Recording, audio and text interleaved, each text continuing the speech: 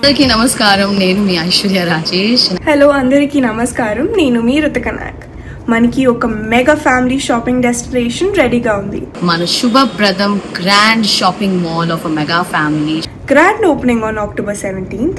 కుంటకాల్లో నేను వస్తున్నాను, మీరు రండి. ఓపెనింగ్ ఆఫర్స్, సర్ప్రైజెస్ చాలా వెయిట్ చేస్తున్నాయి. So what are you guys waiting for? రండి, మనం అందరం కలిసి షాపింగ్ చేద్దాం. Shubhapradam mega shopping mall, family first. See you all there. Bye.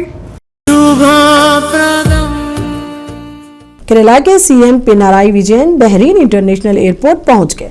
उनका इस्तकबाल हिंदुस्तानी सफीर विनोद जैकब और दिगर ने किया। जराये के मुताबिक वजीर आला Bahrain Keraleeya Samajam diamond jubilee hall में प्रवासी मलयाली संगम का भी इफ्तिताह करेंगे और मुख्तलिफ तकरीबात में भी शिरकत करेंगे। ये दौरा ताल्लुकात को मजीद मुस्तहकम बनाने के लिए अहम समझा जा रहा है।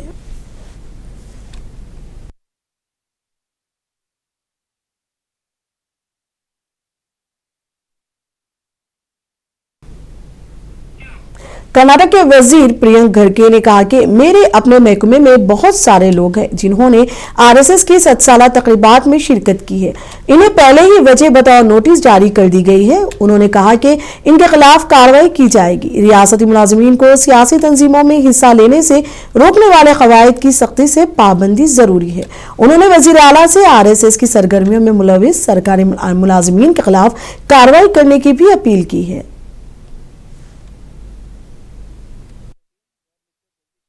When he was the CM, says that besides the educational activities and activities that are in the syllabus should be practiced within the government schools and colleges, and no other activities shall be given permission. So what does that make BJP? Anti-RSS? I am also asking the same thing.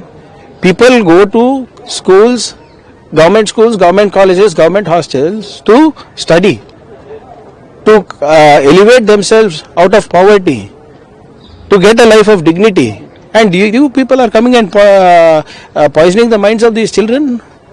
What to wear, how to wear, whom to pray to, that my parents will teach at home.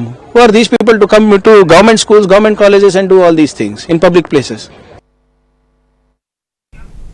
मरकजी वजीर शोभा करंदलाजे ने कांग्रेस और प्रियंक खड़गे को तनकीद का निशाना बनाया। उन्होंने कहा कि कांग्रेस आजादी के बाद से ही आरएसएस के पीछे लगी हुई है। आजादी के 1 साल बाद उन्होंने आरएसएस पर पाबंदी लगा दी थी।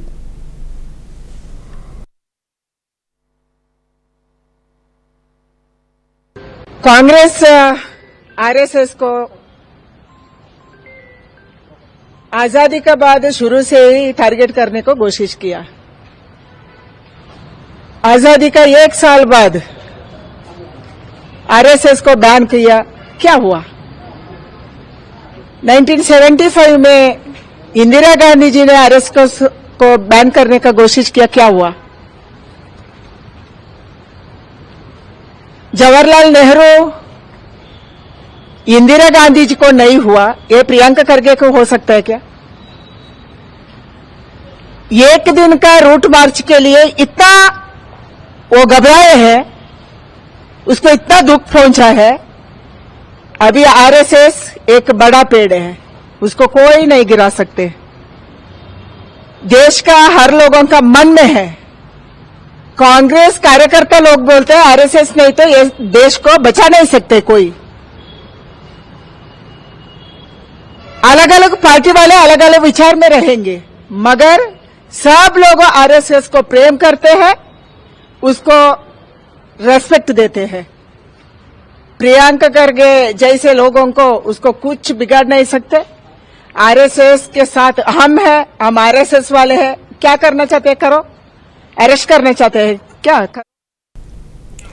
AIMIM के रुकन असेंबली अकबरुद्दीन अवैसी 2015 में वजीर आजम नरेंद्र मोदी के खिलाफ दिए गए इश्तियाल अंगेज बयान के मामले में आज बिहार के किशनगंज की अदालत में पेश हुए। ये मामला कोचादामन थाना हल्के का है, जहां उनके खिलाफ काबिल एतराज बयान देने पर FIR दर्ज की गई थी। अदालत में उनका बयान दिफा 313 के तहत दर्ज किया गया। वकील ओम कुमार किरण ने बताया कि यह मुकदमा साल 2015 का है। बार एसोसिएशन के सदर शिशिर कुमार दास ने उम्मीद जाहिर की कि आइंदा ऐसी बयानबाजी नहीं की जाएगी। अदालत में अपना बयान दर्ज करने के बाद अकबरुद्दीन अवैसी वहां से चले गए। उनके हमरा रुकन असेंबली अहमद बलाला व दीगर भी मौजूद थे।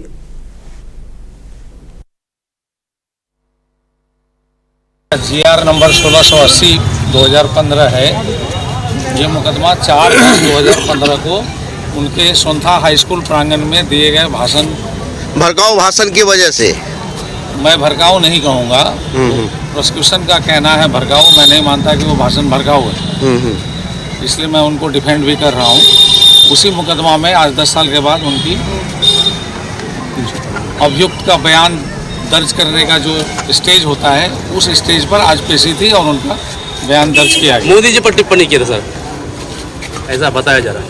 हाँ, ये FIR कहता है, उन्होंने किया था कि नहीं इस बात की पुष्टि मैं नहीं कर सकता। कि अकबरुद्दीन ओवैसी जो आज हमारे किशनगंज जिला न्यायालय में आकर अपनी उपस्थिति पेश की है, उसका कारण ये था कि 2015 में उन पर एक मुकदमा हुआ था जो माननीय प्रधानमंत्री के विरुद्ध एक भड़काऊ भाषण और अपमानजनक शब्दों का इस्तेमाल किया गया था, जैसा कि प्रोसिक्यूशन का कहना है।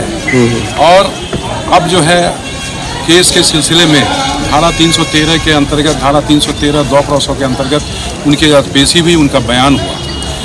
और मैं समझता हूँ कि जो गलती उन्होंने की है, जिसके चलते उन पर मुकदमा हुआ है, उस तरह की गलतियां फिर दोबारा नहीं करेंगे। और किशनगंज की धरती पर, हिंदुस्तान के बिहार के किशनगंज की धरती पर जो गंगा जमनी तहजीब जो है, उस पर वो अमल करेंगे। और किशनगंज की धरती पर इस तरह का दोबारा भाषण, इस तरह का अपमान न दें, तो कम से कम हिंदुस्तान के लिए बहुत बेहतर होगा, किशनगंज के लिए बहुत बेहतर होगा। अनंतनाग जिले रायचोटी में GST 2.0 के फवायद से अवाम में शऊर बेदारी पैदा करने के लिए कमर्शियल टैक्स डिपार्टमेंट की जानिब से एक रैली निकाली गई। इस रैली में जिला कलेक्टर निशांत कुमार और तेलुगु देशम लीडर लक्ष्मी प्रसाद रेड्डी और दीगर ने शिरकत की। इस मौके पर लक्ष्मी प्रसाद रेड्डी ने कहा कि इस रैली का मकसद लोगों में GST 2.0 के फवायद के बारे में बेदारी पैदा करना है। उन्होंने कहा कि इससे अवाम को फायदा होगा।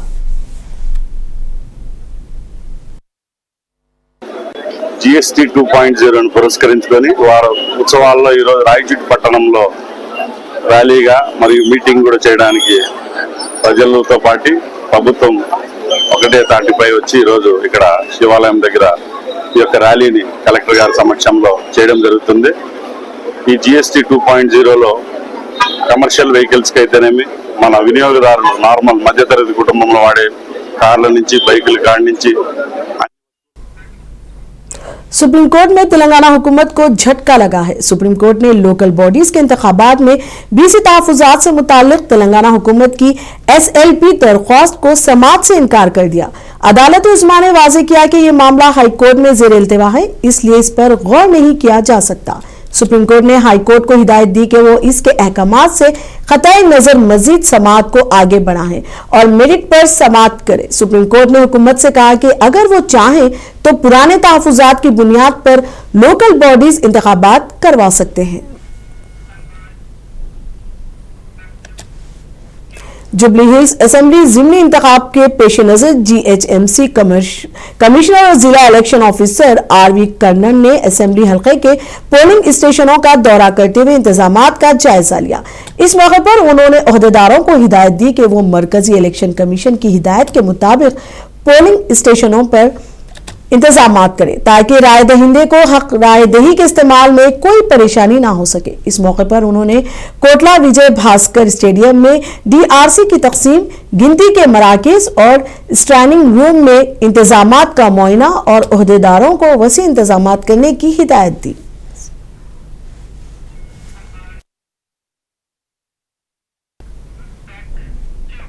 कर्नाटक के हीरे केरोर अंजुमन इस्लाम कमेटी सदर के इंतखाबात में अल्ताफ खान ने कामयाबी हासिल की। हावड़े जिले हरे केरोर शहर के अंजुमन कमेटी सदर के इंतखाबात पर पुरअमन तरीके से अमल आए। इस मौके पर अल्ताफ खान पठान को 1093 वोट हासिल हुए और नसीरुल्लाह को 833 वोट और असलम को 19 वोट हासिल हुए, जिसमें अल्ताफ खान पठान को 210 वोटों की अक्सरियत से जीत हासिल हुई है। इस मौके पर अल्ताफ खान पठान ने अपनी जीत को यहां के नौजवानों और बुजुर्गों और अवाम की जीत करार दिया। मैं तमाम हिरियर के नौजवानों बुजुर्गों अंजुमन प्रेसिडेंट की कुर्सी के जीत लाई है मेरे सामने, खास करके नौजवानों ने जो मेहनत की है ये मेहनत का नतीजा है और बुजुर्गों ने जो मेहनत की है उनका भी नतीजा है। हर एक इंसान मिलकर उनको जिताने में तो मेहनत की है, मैं उनका दिल से बार बार शुक्रिया अदा करता हूँ। सर आइंदा क्या करेंगे तमाम को लेकर जुड़ने के, जोड़कर काम करने के बारे में, नौजवानों को लेकर चलने के बारे में, जो आपने वादे किए उसको पूरा करेंगे? जो भी मैं वादा किया मैं तो आपका हाजिर।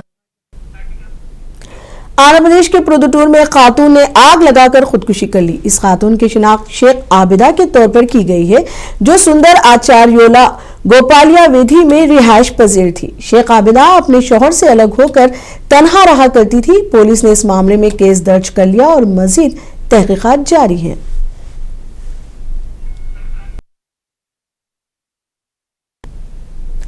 तमिलनाडु के त्रोजी से बड़ी खबर सामने आई है।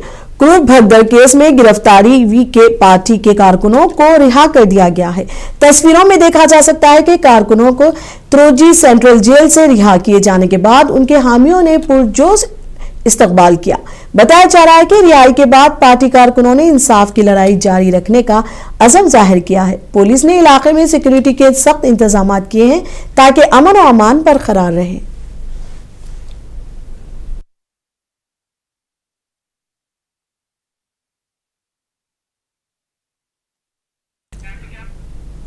तमिलनाडु के तोताकुड़ी जिले में हुई तेज बारिश ने आम जिंदगी को मुतासिर कर दिया है। शहर के कई हिस्सों में पानी भराव की सूरत हाल पैदा हो गई है, जिससे लोगों को आमद-ओ-रफ्त में शदीद दुश्वारी हो रही है। सड़कें नदी नालों का मंजर पेश कर रही हैं, जबकि म्युनिसिपल टीमें निकासी आब के काम में मसरूफ है। मुकामी इंतजामिया ने लोगों से घरों में रहने और गैर जरूरी सफर से परहेज करने की अपील की है।